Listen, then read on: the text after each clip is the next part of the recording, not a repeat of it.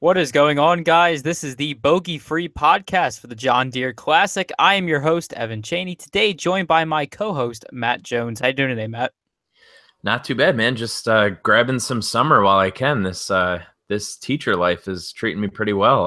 I'm kind of liking this summer. Yeah, I mean, being a teacher has to be nice, right? I mean, No. you get the summer break like the kids do. Yeah, not too bad, man. I'm just living the dream, you know? Yeah, that's good. That's definitely a good thing. Um, this tournament this week though is not a dream. No, it it's an I actual mean, night. if it were a dream, it would be. It would be a nightmare because this is awful, like in every objective way. Yeah, it's Um, yeah. I don't know if it's as bad as Puerto Rico was, but But like it's Puerto up Rico there. had an excuse. Like Puerto Rico had an excuse, yes. like the 64 top guys were somewhere else playing a PGA Tour event. This week it's just like, oh yeah, we have we have obviously they have to travel We have to the everyone that Open next week, yeah, but we have still. everyone that doesn't want to go to Europe. Which, or by the or way, couldn't go to Europe. yeah, couldn't go to Europe. By the way, that is in itself a Twitter feud. If you care to, if you care to look at DFS Twitter in the past few days, oh Oh my. God. DFS Twitter during the All-Star break has been very interesting. I Well, just I heard that NASCAR got a little heated the other night, but I it try to. did. Guess who got tangled in it? Guess who somehow got tangled in it with the mentions? Just take a I guess. don't know. That was awful. I regret being a part of that. All I asked was a simple question. I asked one little question. A bit like that was like it wasn't even that bad of a question. It was like where's the proof of like a certain something happening? That's all I asked, right? And when It wasn't even yeah, that bad of a question. yeah, it was like I don't know if you saw it. Like I was like, all right, No, I didn't see it. where's the proof of this? And he showed me the proof, and I didn't respond. I just accepted it. It was like, okay, you showed me the evidence, thank you. But no, I get tangled with this whole war of late night DFS NASCAR. It was honestly one of the worst things I've ever experienced on Twitter. I've gotten myself into some really bad things on there, but that was one of the worst. So the moral is just don't play NASCAR DFS, and then No. NASCAR DFS is a great thing to have. fine. NASCAR DFS is a great thing to have, but Oh just God. don't talk to the people once the races end. Give people like a 3-hour cooling off period, then you can like interact with them again. That seems to be the general rule I should follow now. That's But fair. we've gotten well off the beaten path at this point. Let's try to get back to golf. Well, we do have to talk about Xander. We do have to talk about True. Xander. My Xander guy. play over there is he had a really good week last week, I heard. Yeah, man. Yeah. Ended up with the win, birdied 18 on the last day to just avoid the playoff with Streb and not have to worry about it. I mean, it was a good week in general for us. I feel like we talked about Xander. Finau was 7th. Like those are our guys, man. So I was pretty happy with last week. And if you were following along on Twitter, you saw I quintupled my entry fees for the week, so that was good also. I mean, if you had a higher like buy-in or just something, that really would have been you mean an more than interesting week. $1? Yeah, that $1 was an interesting little. That was good though. I mean, let me tell you, 5Xing is never bad. that 5th of July hangover really did not do me any favors I would on imagine. DFS. I think the key to our show is recording at 8:30 in the morning. That seemed to be the key to success All right, last week. Unfortunately, if we're not doing that for ourselves this week. But if we don't do that this week, if we don't do well this week, we're recording early next week. yeah, I'll tell my boss, hey, you just let me come in late. Oh, why?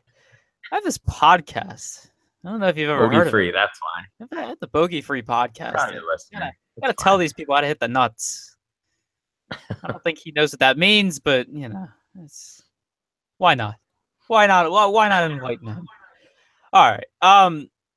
So let's go to this tournament. I guess you can call it in the John Deere Classic. let's talk about this course, TPC Deer Run. Fitting, very fitting. And yeah, talk about what stats are good here and how one succeeds. Yeah, so I mean it's a par 71 this week, so there's 3 par 5s instead of the 2 that we've had the last few weeks. And honestly, man, it's one of the easiest courses that these guys will play on.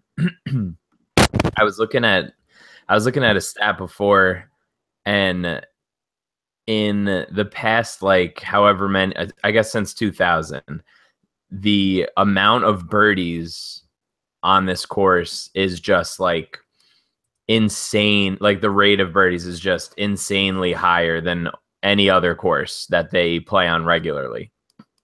So that means I'm looking for guys who could do well in birdie fests. You know, you're looking for guys who are good overall in birdie or better. But I mean, to be fair, you're probably looking for that most weeks anyway. But I mean, it's a course where it's sort of like last week where you can overpower it a bit and you can get away with spraying it off the tee a little. So I'm definitely considering, some bombers that I wouldn't consider on like a real accuracy, or an off the tee accuracy type course. Obviously we need greens and regulation, but I think scrambling will be super important this week too, because if guys are going to be going low, if you miss the greens, you got to get up and down for par. So that's I'm sort of targeting distance and greens and regulation, with scrambling being a nice little bonus there, just to keep pace and avoid bogeys. Okay, so it's pretty good. Pretty much a lot like last week to a degree. Yeah, I mean, the last 3 weeks really, yeah, since the U.S. Open, it's pretty much, they've been similar enough courses where you're sort of looking at the same stuff. You might give par 5 scoring a little bump this week because of the extra par 5, but I mean, a lot of these courses at the end of the day are going to be pretty similar. So, yeah, I think honestly, the field is super weak, obviously, but I think it could be like from a golf perspective and just watching the tournament, like forgetting about who's there, actually watching the tournament, like these guys are going to go super low. If the winning score isn't like under 20 under, I would be shocked. So you're going to see some birdies, some eagles, and it's going to be fun golf to watch. You know, it's kind of like the anti-typical U.S. Open. Okay, sorry about that. Yeah, I could certainly agree with that. Just based on everything else I'm seeing online here. Yeah, so let's jump into these golfers here. We have four guys in the 10K plus range. Daniel Berger at 11,300. That's an interesting one. We also have Brian Harman at 10.9, Kevin Kisner at 10.4, and Danny Lee at 10.2. Is there any real reason to pay up for these guys? Like, can you find value out of any of them? Because a lot of these guys are just overpriced to begin with because it's just a weird week. Yeah, just a really weird week. But I don't know. Is there any value in these 10K plus guys? I mean, Berger's been on a roll. He missed the cut, but a few weeks ago, but before that he won, and the week after he had a runner-up finish, and I mean, he easily could have won that tournament if Spieth doesn't hole out on the playoff hole. So you're looking at a guy who's playing solid golf, and 11.3 doesn't really. That's the lowest, like most expensive guy that we've seen in a while. It's usually at least 12K. So I mean, you can fit him in if you want to play him. I don't really see a reason not to play him other than, he's obviously going to be pretty popular. But I mean, just looking across like how he's done this year, it's wild. I mean, if you want to knock something on him, I know he hasn't played this course in the last 5 years. I'm not sure. I don't think he would have played it before then. So maybe because it's his first time. But I mean, he's, it's an easy course. And if it's going to turn into a birdie fest, I think Berger is one of those guys that you want to target. So I'm definitely going to have a lot of him. The rest of this, I just yeah. want to kind of want to interject here for a sec. Like, Yeah. do you really think the value's there? Though, like, to get, like, you don't have to talk about any of these golfers now that you would play to fit a guy like Berger in, or Berger. I don't, again, the name, the name game here.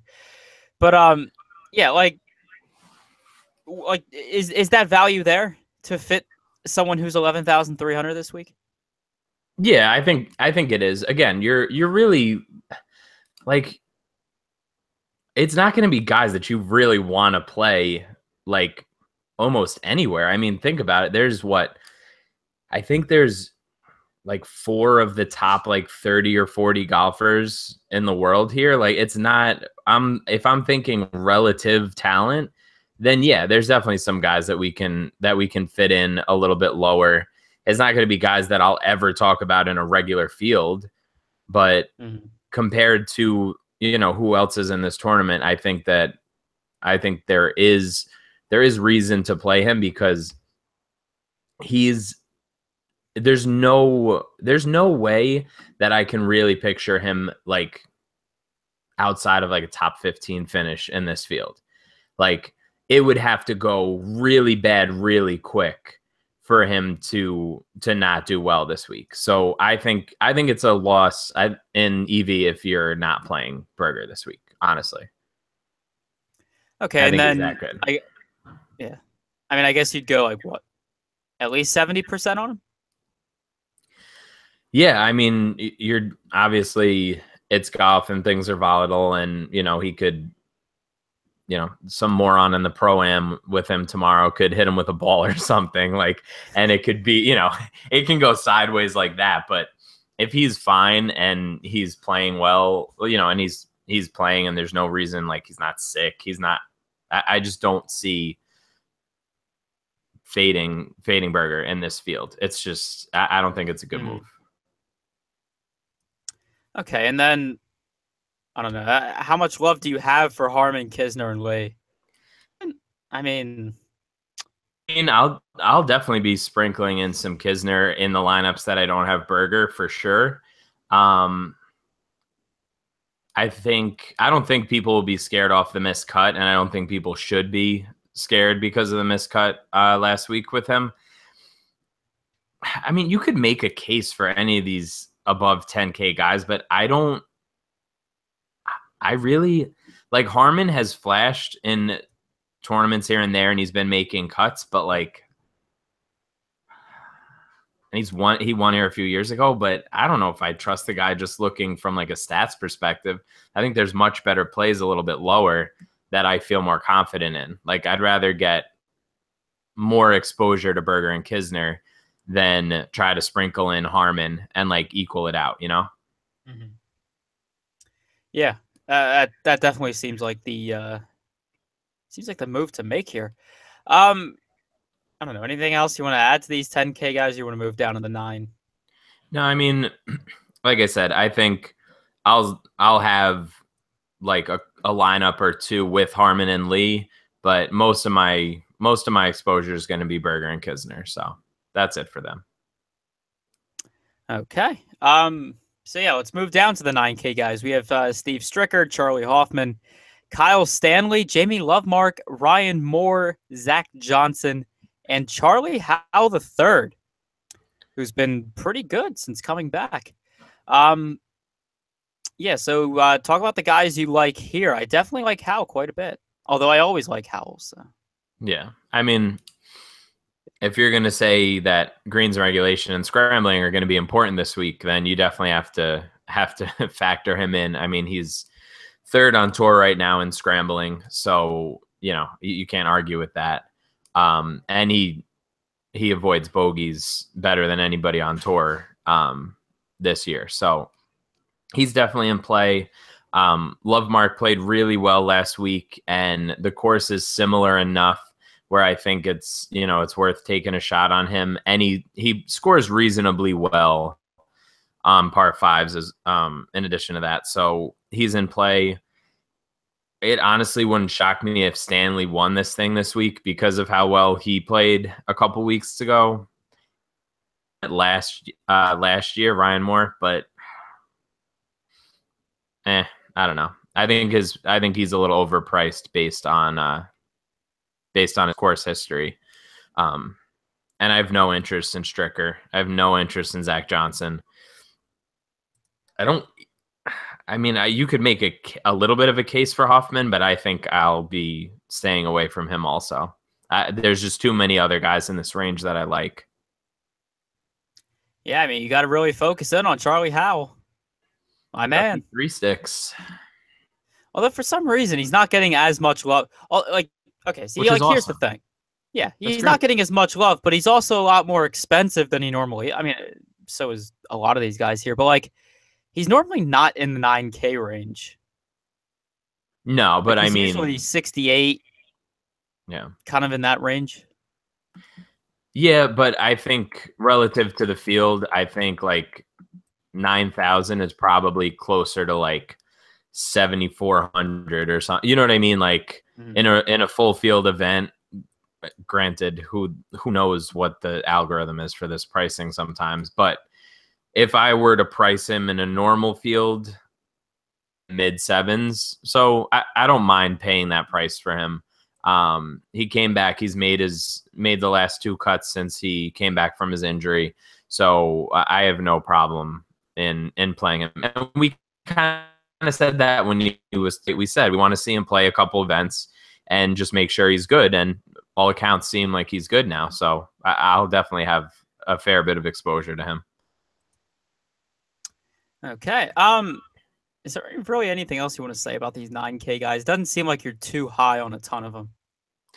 No, I mean, it's more of I'll really focus in on Howell, like I said, and Stanley, and then just sprinkle in a little bit of Love Mark. And that's kind of where I'm at right now. You can't trust Zach Johnson. And it wouldn't surprise me if Stricker made the cut, obviously, but I mean, I don't know. I can't click on Steve Stricker at 9,800. I don't care if he's golfing with me and you. It's too much. All right, so we'll jump down to the 8K guys. We have Streelman, Robert Streb, Daniel Summerhays, Bud Cauley, Ches Riavi, Ben Martin, David Hearn, Bubba Watson, and Kevin Na. Where are you loving it here? First of all, I love the pronunciation of Ches Riavi. You gotta add a little emphasis on it. You churched it up a little bit. What is it? Is it Riavi? Oh. Yeah.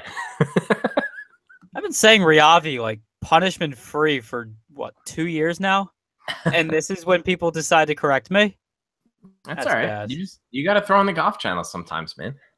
You're too busy watching CFL. That's the problem. Oh man, that's a whole other thing for another day. It's the beauty of that league. But anyway, before I go on a love rant of Canadian football, talk about these 8K guys and who really sticks out here.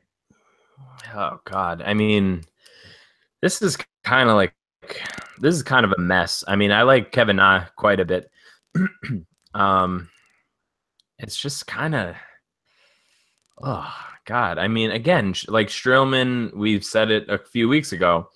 Streelman was sort of like a punchline for a little bit, and now he's strung together quite a few events where he's played well. So, if you want to play him, he has sort of shaky course history here, but he's playing much better golf right now than he has in a while, so I don't mind that. Streb was runner-up here last year, or I'm sorry, runner-up last week, and he has reasonable course history as well. But he's just, again, one of those guys. It's so hard to click on him. I just don't see him.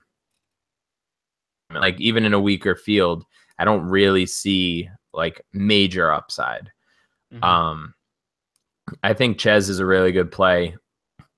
His accuracy, these are easy to hit fairways anyway, but his accuracy will put him in good position He's 37th on tour in strokes gained approach, which is for this field, very, very high relative to everybody else. Yeah, I mean, that's kind of it. If you, God bless if you want to play Bubba Watson. Like, I don't know how you, I really don't know how you could do that to yourself. Oh yeah, he's been awful these past few weeks. It's like, it's unbelievable. I mean, and he doesn't really have the stats to like overall to perform here. No, I mean, he's 173rd on tour in greens regulation and 194th in scrambling. Mm-hmm. Like, there are only 202 golfers that qualified for those rankings. So he's like 9th worst in scrambling on the PGA Tour this year.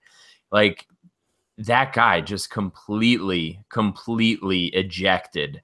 I don't know what happened to him, but it's bad. And I mean, if you want to try and get cute with it and predict that he's going to do well this week, then more power to you. But I can't do it.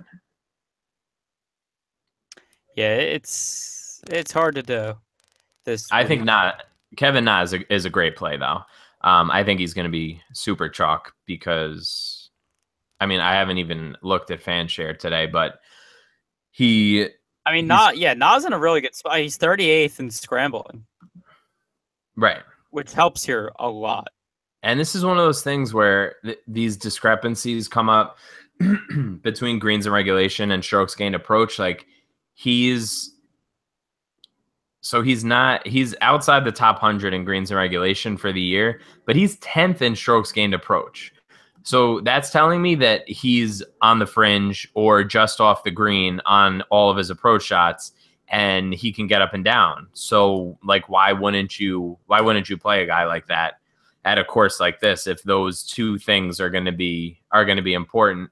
And on top of that, he is 20th in par 4 birdie or better. So you have 11 par 4s on this course, and I really think he could take advantage. I think he's very underpriced in this field. Like, he's played well here before. He's played well recently. There's no reason to fade him. I think he's probably where I'll start like my cash lineups. And he's not really costing you anything. He's less than the average salary for a spot. So, like, why not? Mm-hmm. Yeah. Definitely the move here for not. Where else are you really going anywhere else? Because I don't think either of us are really excited for. No, I mean, I'll throw in Ches and some GPPs. I don't know. I mean, in theory, I like Bud Cauley's game, but he's been a little too up and down for me the last few weeks. So I'm not really crazy about that.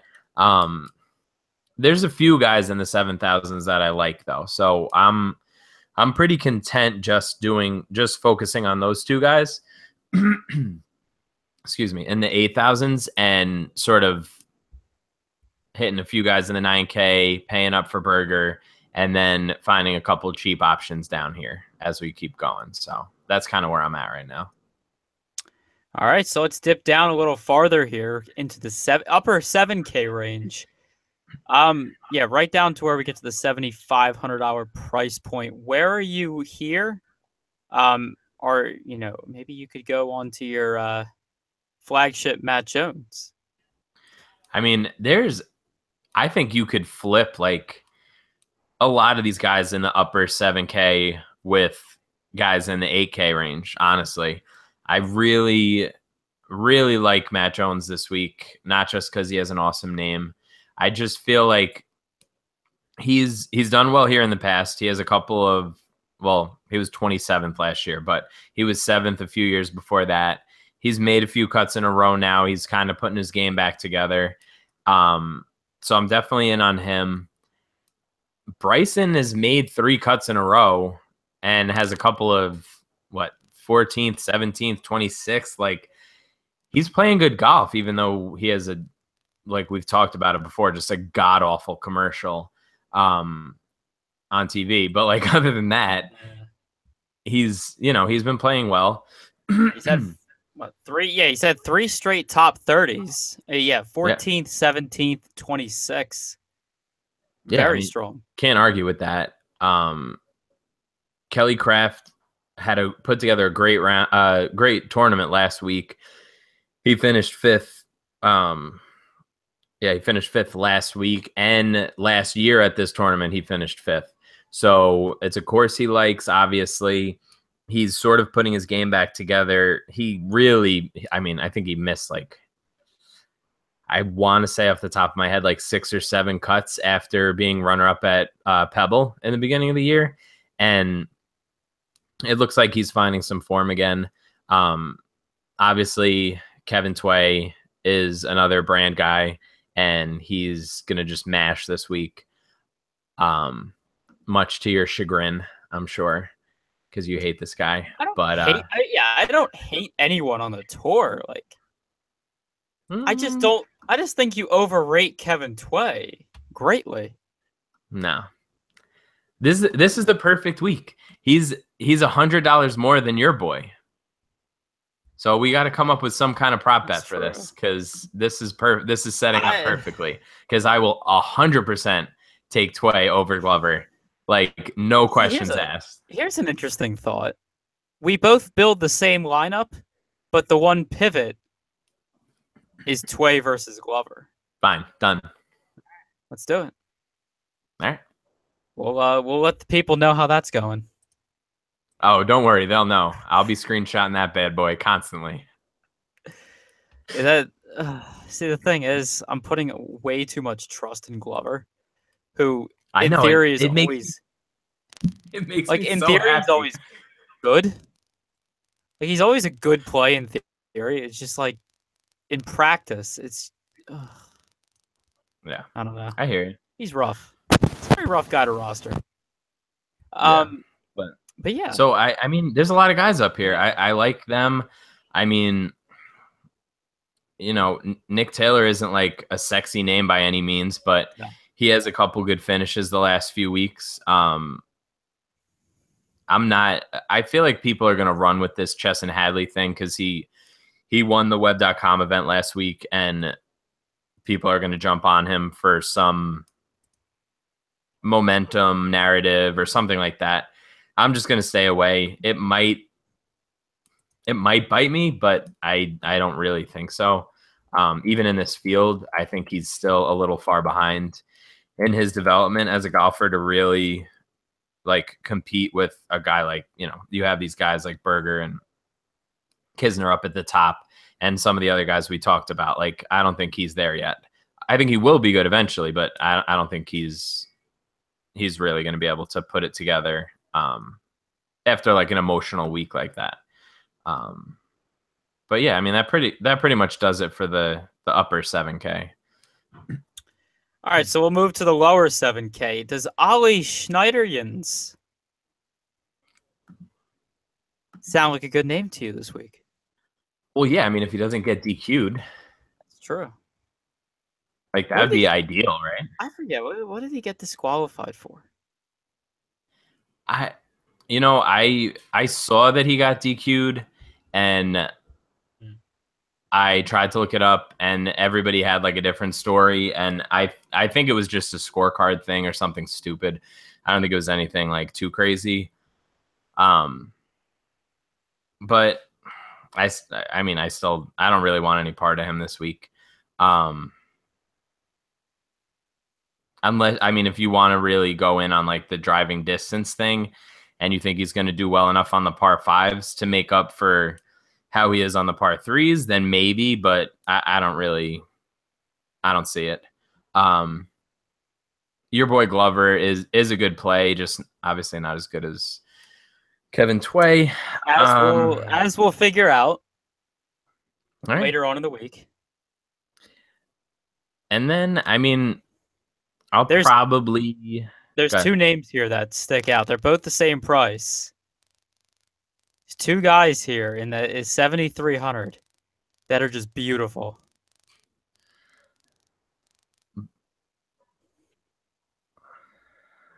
Well, number 1 is Grayson Murray. Yeah, if he doesn't eject on the first 2 holes again like a little It pansy. was. That was I super tilting. I didn't play him obviously because I think he's like just a garbage human being, but he played 2 holes.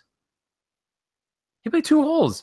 All the guy does on Twitter is complain when guys withdraw early or get a sponsor's exemption and take a spot from a guy. And that's what he like. Come on, man. I have no interest. It The wasn't guy's smart. so annoying. It's Yeah, just it like, wasn't. if you want to be that guy, if you want to be like bang the table and say like you should never withdraw unless you're like outrageously hurt or whatever, that's fine. Be that guy, but don't do it yourself. That just bugs me. I'm over him. I don't care. No, I can certainly understand. Like there is some hypocrisy there, but I think Grayson Murray, if he does play, any real portion of this tournament, I think he's still solid. Yeah. Especially at 7,300. And then there's another player at 7,300 who I love. Is this just a name? No one's going to be on. It's not a name thing. Oh, I mean, it's certainly he has a great. No. Oh, that is who I'm going to say. Maverick McNeely is phenomenal. That's a name thing. It's not a name thing. Okay. 100% a name thing. The guy played like 2 events in his whole career. I know, but hear me out. He's like 12. That's true. I'll give you that. He's a young guy. However, he held his own at the U.S. Open. He missed the cut. Oh my god. He just missed the cut. So what did he hold his own with? What are you talking about? He held his own. Like he didn't get a plus 10. This is an outrage. This is egregious. He played better than Dustin Johnson. This is egregious. Not egregious. And here's the thing. Well, like he was kind of like the shadow of John Rahm when they were both amateurs. Like John Rahm was always like the top amateur, but McNeely was always number 2. And they always competed at the amateurs. Stop it. Stop it. No. John Rahm is going to actually win like double-digit majors, and Maverick McNeely is going to be like his valet. That's fine. You can say these things. However, no, just always remember that McNeely and Rahm always competed as 1 and 2 throughout their time as amateurs. Stop it. Maverick McNeely is going to be a very good golfer in his time. It's just not his time. He doesn't care about golfing. He's good. He'll be fine. He is okay. You want to talk about a guy? Oh, what's his world golf ranking? He's 1,749th in the world right now. That's fine. That's not good. You know what? That's not good. Sometimes you just gotta climb up the ranks. I could go to a bar and lie to somebody and tell them that I was that world ranking, and they wouldn't even be impressed. And they would believe me. That's fine. All right. Anyway, this is how you accomplish things. This is an outrage. Absolutely no way I'm playing Maverick McNeely. I'm playing Maverick McNeely. All right. So you know what? So let me find somebody at 7,300, and we can do a 2v2. Okay, yeah, that's fine. We'll have a 2v2 off the same lineup, and then. All right. I'm. Here's the thing, though. It's like you have an interesting cash lineup. I have the GPP lineup of death at this point. Yeah, your bankroll's death. That's. I know. Here's the thing. It's either going to end really well or really poorly. If you want to play a young kid, you should be playing Curtis Luck anyway. So I do like Curtis Luck is a good golfer. I'll give him that. Although I keep making the joke on Twitter, is it just luck? Because it might be. Oh my god! All right, so these are the strong puns that get me through the MLB All-Star break. All right. We need to roll through this because this is an outrage. I can't even believe this whole Maverick McNeely nonsense. But Maverick McNeely, he's gonna be good. Mark my words. All right, I'll hold my breath. But Luck is a good play.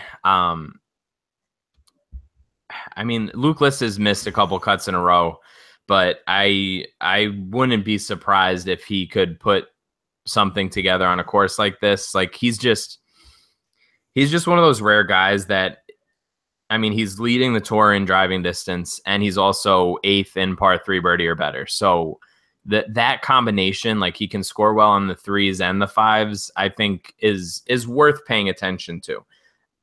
I don't know how popular he's going to be, but I think he's interesting in a GPP. I'm not touching him in cash, obviously, but he's interesting in a GPP. You'd be surprised. I mean, the game log watchers are going to see that. And they're going to be very interested in a guy who, in his last 2 tournaments, has gone 20th and 5th. Especially at this cheap price tag. Oh, yeah. Now, of course, there really isn't much data to say whether or not this is a good course fit for him. But people are going to look at that and say, oh, he's been playing some really good golf lately, and he's cheap as anything with Berger. And, have myself a nice little stars and scrubs lineup this week. No, yeah, for sure. So I think he might be more popular than he probably should be. And that would just be my reasoning as to why. Right. No, that's reasonable. I think, I mean, with a juggernaut like Maverick McNeely, only $200 more expensive, he might really slip in ownership. So who knows? I don't think many people know who Maverick McNeely is. No, and there's a really great reason for that. See, here's the thing. This time last year, a lot of people didn't know who Rahm was. Stop. I can't. People didn't know. All right, like that's the thing. Like people did not know who John Rahm was on July 11th. At this point last year. I'm. You know what? Don't quote me on that because I'm not sure when. Yeah. What tournament was it that he rose from the ashes? I mean, he runner up at the RBC Canadian Open last year? Was that like his rise to fame? I would think so. That was like the end of July. That's like the week after the British Open, I think. Okay.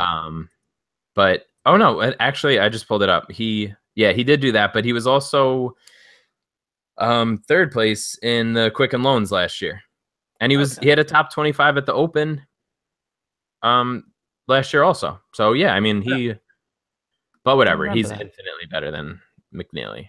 Okay, get your Willie Wilcox nonsense out for 30 seconds. See, I wanted to build up the drama. I know you did, but I needed to cut the drama in half. He actually has. Oh my god! You can look at his course history. And it's like, stop it! Stop. You can make whatever narrative you want out of this. However, in the 2 tournaments he's played here, I'm making a narrative about him. You what? In the 2 tournaments he's played here, he has 1 missed cut, which, yeah, but then he also has an 8th place finish. Wait. Willie Wilcox missed a cut? That's unheard of. Yeah. Who would have thought? He missed the cut last week, and there Weird. was something. He posted a video on Twitter. He was hitting golf balls, like skipping golf balls on one of the lakes or whatever that he lives by. Oh, that's great. Yeah, that's done him a lot of good so far this year. It must have. Yeah. It could be. You see, here's the thing. That could be the solution. He can now be. I'm grasping his straws here. Oh, man. He could be an all-world golfer at this point. This is wild. After that reflective. I'm not mad at you. I'm just disappointed right now. I'm just trying to justify some of the dumb things I might say with some form of logic. But no, he has an 8th place finish here, and certain DFS apologists, such as myself, are going to say, "Oh, a guy who has great sentiment throughout the DFS industry," and we'll also say, "Oh, Will Wilcox, a guy who also once finished in 8th place here."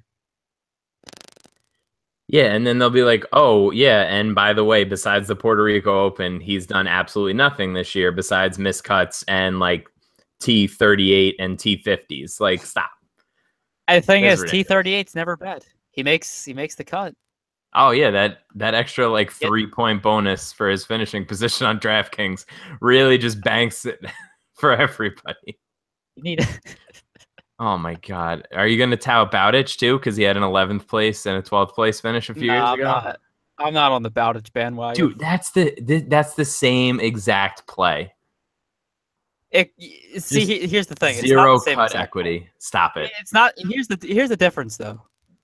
You can say it's the same exact play, Because it is, but go ahead. but it's not because you also have Because he's Australian? no. You see, now you're making me sound like I discriminate against Australians. But no, this is more just because Will Wilcox is in the DK God's good graces. Okay, I believe you. This is again, these are the type of narratives that we need to. God. Before we started recording, we're like, oh yeah, this is gonna be the shortest episode ever. Yeah. And then NASCAR DFS and A few things. Maverick McNeely and freaking Willie Wilcox. This is ridiculous. Yeah, a few this things tournament came along. Is so bad.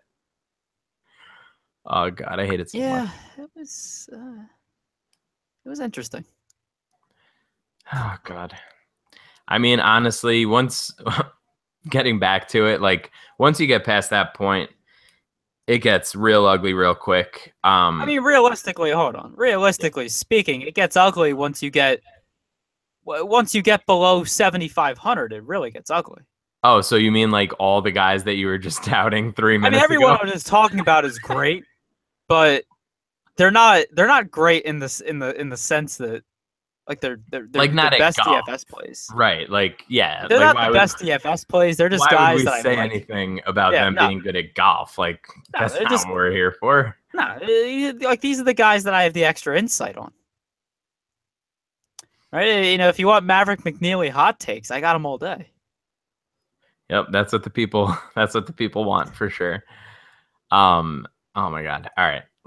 I'm gonna leave you with a couple of guys that you can sprinkle in just for GPPs, not touching in cash, but Seamus Power I like a little bit again this week.